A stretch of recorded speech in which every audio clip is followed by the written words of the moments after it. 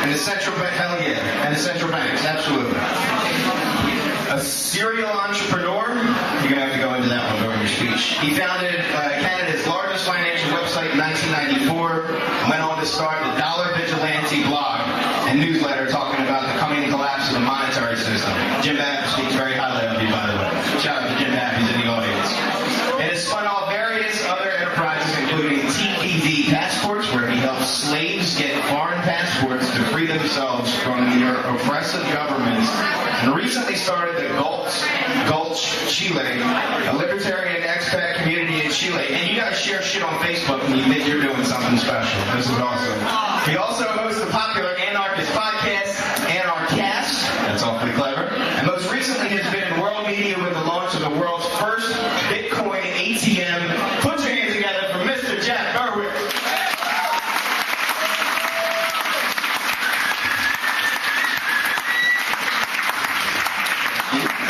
How's everyone doing? Good. It's not a pleasure to be in New York, but it is a pleasure to be here with you. I don't know where they're going to have the next one, maybe Pyongyang or something. One of the most unfree places on earth here. I had it in Boston yesterday, I guess. Wow. That aside, I really don't have any plans about what I want to talk about, but I do have some things on my mind. Okay, here we go. I used to be a rapper, so this is how I hold the mic. That's actually true. It's on YouTube. It's very embarrassing. 1989. I was the #2 rapper in Canada, actually. After, does anyone know who the #1 rapper in Canada was in 1989 or 1990? Step on! No, not as far as I know. What? No. Tom Green, the actor. He's actually an awesome rapper. Kicked my ass, so I quit. One of the things I do want to talk about is how we communicate our message a little bit, because I've learned this myself. I became basically an anarchist about 10 years ago. I was always an anarchist, but I didn't realize there was a word for it. And, back then I was a little younger, a little less gray hairs, and I was full of testosterone, still am, I know that, even more. And so I thought, we gotta get out there, we gotta shout and scream and yell at people to wake up. So I tried that for a bit, and it doesn't really work. We really got, our message is peace, it's love, it's not aggressing against other people, and the only way that we can really effectively communicate that is to be incredibly rational, calm. I was on Fox Business with a guy named Stuart Barney this week, talking about Bitcoin, and he was just shouting at me. He goes, "I think Bitcoin's a scam, respond!" And I just sat there and smiled, and he kept cutting me off, and I just went, okay. And that works a lot. I can get much more traction that way. I was actually watching Alex Jones, who's sort of a different style, and after the Boston Marathon false flag event, Alex actually had a really good 10-minute piece where he was incredibly calm. He was incredibly rational sounding, and that worked great. And I actually told a few of my friends, I said, hey, maybe Alex is going to change his style here. And then I checked out his site yesterday, and he had a video called Rat Bastards, and I'd never seen him so crazy. He's like, we're all rat bastards! And it's like, I don't know if that's going to work as well as just, it is entertaining. I guess if you use it as entertainment, it's fine. But I think that's how we win, because the people that we're up against are statists, they're violent people, they believe certain things that are not rational at all, and they tend to scream and shout and talk over you, and the more that we can just sit there and wait, even if it takes 2 hours, they can just talk, saying all this religion about the state, and at the very end, they'll eventually probably tire out, and you can go, are you done? And then you start talking, and you'll probably talk for about 10 seconds, and they'll cut you off. Let them do it. What we're showing is that we're in the right. We're rational. We're logical. We don't need to scream and shout. We don't need to do anything, really, except for just speak the truth. And I think that works a lot better. I don't know what else I wanted to talk about. I guess I could talk about a few of the things I'm doing. I really decided to devote my life to freedom, to spreading freedom a number of years ago. And it's sort of, I've gone down a lot of different paths since then. And I'm just trying to get out there as much as possible. I don't know if anyone saw, like, I was on TV all week here on Bloomberg and Fox and a bunch of stuff. I'm going anywhere I can. I'm doing as much as I can to spread this message, and it's going quite well. And there's so many other great people doing the same things. We just got to keep staying out there, keep telling people the truth, and just work it. And it's going very well.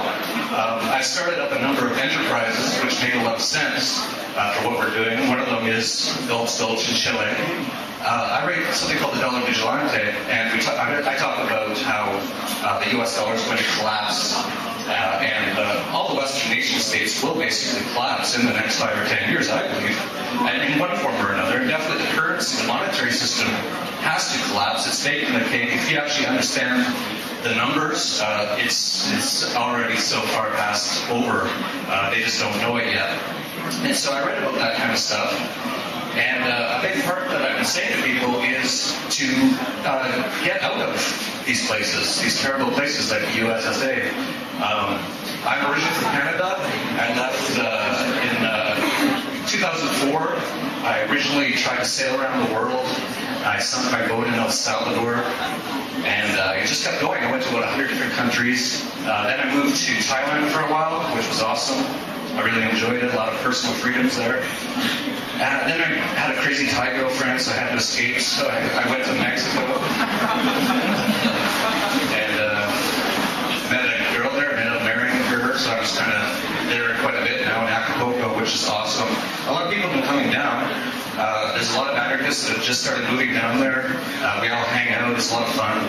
It's a very free place. You can pretty much do anything you want there. Acapulco in particular is incredibly free. Not many people know this. The federal Mexican government never goes to the state of Guerrero where Acapulco is because it's like super Wild West style.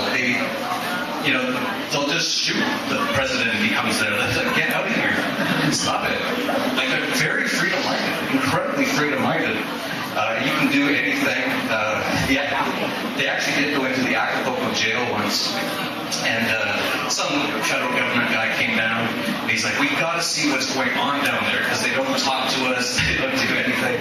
And they went to the jail, and they found tons of alcohol, plants, which they call drugs, I guess, marijuana, stuff like that, hookers. There was fighting cops, and one peacock. I don't know what the peacock was all about. So even if I somehow ended up in jail in Acapulco, it'd still be pretty cool. It'd basically be my same life I live now. As long as I can get Wi-Fi, that's the only thing I really need. Like, be no major change. So yeah, that's why I live down there. Of course, this heinous, one of the worst things that ever happened to humanity, the war on drugs, war on plants, war on people, it affects Mexico. It's really sad, but it's not anywhere near what they tell you on the news. In fact, all my Mexican friends were so scared for me to come up here. And then during that whole Boston thing, they're like, hey, you got to get out there. I'm like, I know. I'm trying. I got something to do tomorrow. I'm actually flying to San Diego tomorrow because that's where we're going to launch our first Bitcoin ATM. And I really see Bitcoin as being an anarchist currency. It's beautiful. It was created by the free market for a private enterprise. There is no real free market, although the internet is as close as we have today.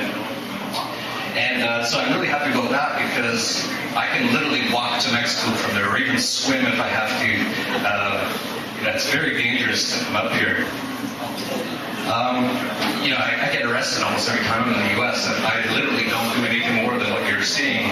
I was at this restaurant in New York just the other day, and it was super freezing cold out, and it was like 11 at night. There was hardly anyone on the street, and I went outside to smoke, of course, because you can't smoke inside, and they had a patio. It was literally like 1 foot wide. There's no one out there. There's nothing, and I started smoking, and the whole restaurant freaked out. It was like something horrible had happened. And one girl ran out. She goes, "You can't smoke there." outside. I don't understand. And she goes, no, you can't smoke on our patio. And the patio was literally this wide. And so I went, is that better? She goes, yes, thank you so much. And so actually every time I went out to smoke after that, I always had a little bit of my heel on the patio. And I could tell she was always just like, that troublemaker. But then I actually said to her, that she kept hounding me about it. And, I said, oh, this is, I don't know how you can handle all the freedom here. And she goes, well, it's like a $5,000 fine if you're caught smoking there. And then she actually said to me, she went to go back inside and she goes, and what freedom? There's no freedom here. So people actually recognize it, but they're actually just oppressed by the system. It's really sad. What time it is or how much time I have, or if anyone has any questions, there's so many things I'm doing that you might have interest in, the Bitcoin ATMs or something. Having been to Chile, I found it really expensive. Yeah, the question about Chile is he's been there and he found it quite expensive. Chile is one of probably the best economy on earth right now. It's a lot better than the U.S. or any Western countries. Quite low regulation, quite low taxes. And that has created an amazing boom. And actually their central bank isn't Keynesian. They're more from the Chicago school, more Friedmanites, which still sucks, but it's much better. They don't print a ton of money and those sort of things, and it's creating a massive boom. So yes, things are not, it's not like going to Thailand or Cambodia or something. When you go to Chile, it's incredibly modern. Like unbelievably modern. If you've never been there, it's starting to look a little like Hong Kong in terms of the modern kind of stuff. It's just everything is the best, nicest. Every restaurant you go, they have iPads for menus, and there's all kinds of cool technologies that I've never seen before for all over the place. So yeah, it's not really like a place you go if you want to live cheap. But it's not. I don't know. Did you find it's more expensive than say the U.S.? Absolutely. Yeah. I went to every country in South America and I found it to be more expensive than Brazil. Yeah, it's definitely probably the most expensive in South America for sure. Argentina is quite cheap now, of course. They destroy their currency every 10 years. Yeah, so it's not a cheap place to go. But if you're looking for opportunity, there's a ton of opportunity.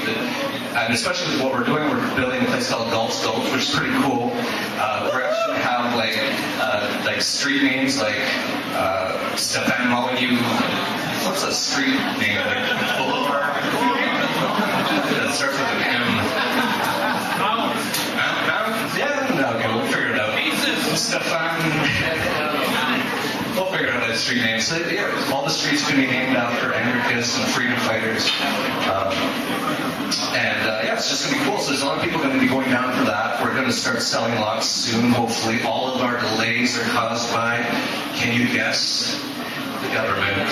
They're slowing us down everywhere we're going. We're trying to create wealth. And so down there they've got zoning issues and environmental issues. Even with this Bitcoin ATM I'm doing, the two biggest issues are we're not sure how these governments are going to try to use violence to regulate us. That's going to be a major issue. And then we got a guy send us, he owns the patent for Bitcoin ATM. So he wants to sue us. It's another government contraption just fucking with me. It's just everywhere. It's just so frustrating. But we'll fight through it all. These patents are just ridiculous. IP is ridiculous. IP law. Yeah. Does anyone have any questions or interested in anything? I can talk about lots of stuff. If no one has any questions, I'll just sort of mention. I was just thinking about this the other day with that whole Boston thing. Man, that thing would have been so different in Mexico. Here the land of the free, home of the brave, and like millions of people hid in their houses yesterday in Boston. If that happened in Acapulco and there was some kid who, 150-pound kid who's running amok and throwing bombs out of cars, first I'd send my bodyguard out and go find him. And bodyguards in Mexico are like $15 a day. I don't need it. It's just fun to have your own private police.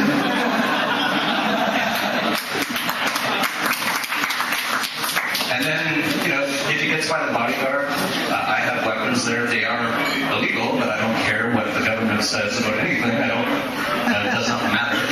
And so thought they get by me. I used to be a boxer, martial artist, have some guns there. My wife trains daily in Muay Thai boxing. She's a power lifter, and she also has her own pistol. And then I've got 2 chihuahuas that will definitely take your ankles out, no problem, and screech. And boxer, which will actually probably cause some damage. So yeah, that's how these sort of things should be handled. Unfortunately, in the U.S., people are so used to this collectivized police and collectivized everything that look what's happening. Like, people are hiding in their house and hoping the government comes and saves them. And it made me so sick in my stomach when they all started cheering, and thanking them all so much. Yeah, thank you. All millions of us, we couldn't have handled that 19-year-old little boy. Oh, God. So I don't know how much time we have. 2 minutes? Okay. Any questions I can just tell? Can you just give an overview of what the Bitcoin ATM is going to work? Is there going to be like Yeah, he's asking how the Bitcoin ATM is going to work. It's very simple. It's like an ATM, a regular ATM. So you can go up, you can actually put fiat dollars into your Bitcoin account. Or you can type in your Bitcoin account and password and take out fiat dollars if you want those for any reason. Yeah, so it's quite simple. We're launching this week. I'm going to San Diego tomorrow. Like I said, very happy to be close to the border. And we're hoping to have a press launch this week, hopefully. All the world media is watching it, like CNN's coming, ABC, all kinds of people, so it's really interesting. where's the location? Is it in a mall or something? Yeah, that's why we don't even have a location yet. This thing's moving very fast, but hopefully today we'll find a place. It'll probably be in the mall or something. Turns out that it's not that easy just to put an ATM in the mall. I don't know why, but we'll have to figure all this kind of stuff out as we go. So, is that a question? Yeah.